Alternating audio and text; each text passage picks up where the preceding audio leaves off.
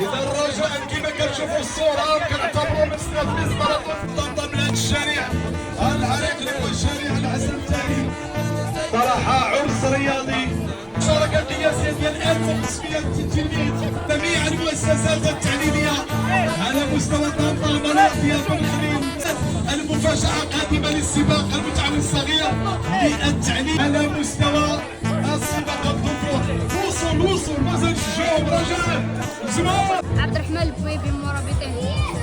وي كيفاش جاتك المشاركه في هذا كانت المسابقه؟ مشاركه زوينه، كانت شويه صعوبات ولكن في الاخر درت الجهد اللي عندي. كنشكر الاستاذ العسري، كنشكر كاع اللي نظموا لنا هذا السباق. يعني انت مشروع ديال المتسابق يعني في المستقبل كتبغي هذا النوع ديال الرياضه؟ يعني عارف شنو هو السباق؟ عارف كيفاش سايرتي السباق؟ كيفاش بديتي وكيفاش؟ في الاول بديتني بشويه طايح ولكن قربنا نسالي وانا عطل لي في جهدي. شفتك انت بوحدك هربتي على الكوكبه، كيفاش تمكنتي؟ واش خدمتي القلب، خدمتي الرياء، خدمتي العقل؟ كلشي اه كلشي. اييه. واش تقول للاصدقاء ديالك اللي ربحتي اليوم؟ يشكروني يشجعوني. هادشي اللي عندنا. السلام عليكم، اسمي محمد واسبوع، مدرسة الوحدة.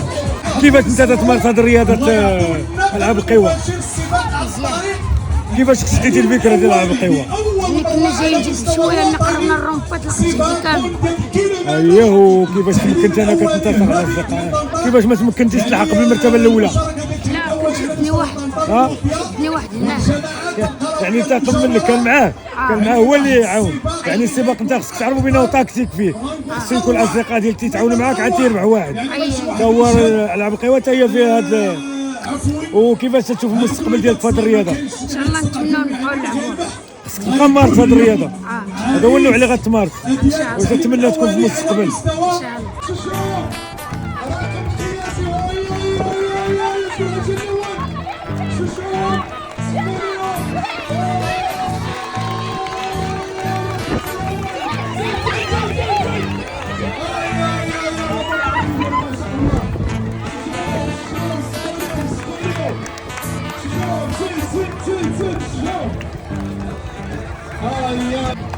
واحد الاب هو جماعه ولكم ما شاء الله تبارك الله. سقال المحرم اخر متسابق الشجاع